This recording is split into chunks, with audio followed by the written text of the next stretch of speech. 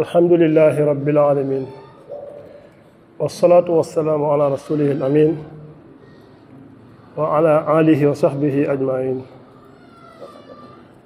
ñoo ngi nuyu mbokk yëpp di leen ziar di kontaan bu baax ci séminaire bi ñetti fànnu séminaire bi macha allah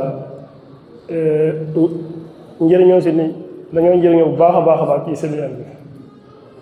ñoo ngi ñaanal seex yi nga xamante ne dañoo effectuer déplacement bi ngir mën a ñëw taxawee séminaire bu am solo bi macha allah.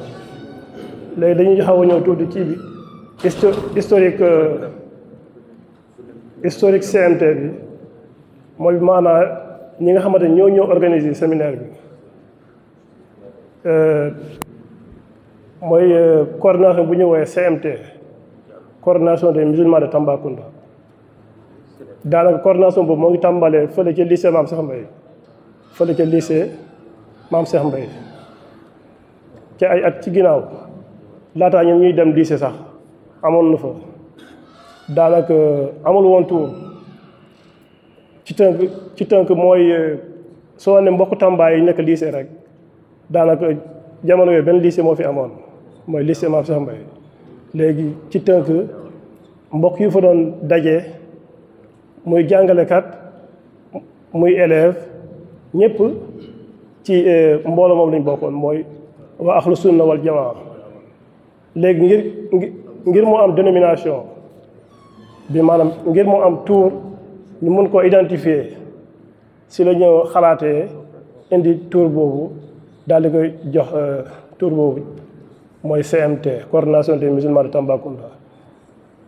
gannaaw loolu am na ay étudiants yi nga xamante tàmbale nañoo dem am nañ seen bac ñu daal di jóg dem jàng université bu Dakar wala bu Saint-Louis si leen tàmbale nag léegi ñu ne faaw ñu am beneen section ñu nekk Tamba dañuy liggéey ci lycée bi mujj naa nekk yeneen beneen lycée ak peut-être si yeneen CM yi.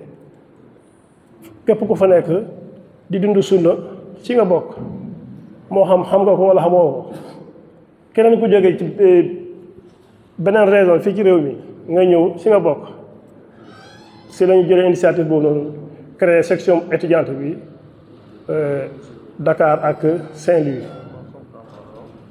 léegi ren jii ñaari section yooyu noonu ñoom ñoo dajee daal di organiser séminaire. waaye initiative bi moo ngi bàyyeekoo ci ñu nekk Dakar ak Saint-Louis mooy section étudiante ñoom ñoo jël initiative ngir bëgg a amal benn séminaire bu ñetti fan. boobu fekkoon na ñun waa Tamba daawoon nañu organiser chaque année benn conférence bu ñu woowee conférence annuelle. ren jii conférence boobu dafa xaw a tardé dafa tombé ak ay peut-être yenn jafe-jafe yi moo tax mënuñu ko woon amal ñu dem ba benn instant yu ne léegi bu tombé ak mbokk yi yu nekk ci section étudiante bi bëgg a organiser séminaire ñu daal di jël décision ngir ñu mën koo defandoo daal di boole mu nekk benn liggéey. loolu moo indi séminaire bii nii loolu moo indi séminaire bi ci gàttal loolu moo nekk historique bi. ñoo ngi jaajëfal mbokk yi yëpp ndax nañ bàyyi suñu mbokk Aboubacar Diallo mu daal di koy leeral ci kàllaamay koc français incha allah. jazakumullah xayran. jazakallah xayran yaa